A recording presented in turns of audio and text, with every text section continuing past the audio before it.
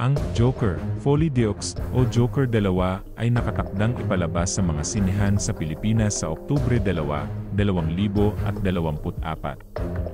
Ang pelikula ay sequel ng matagumpay na Joker noong 2019 na nagdala kay Joaquin Phoenix ng Best Actor Award sa Oscars.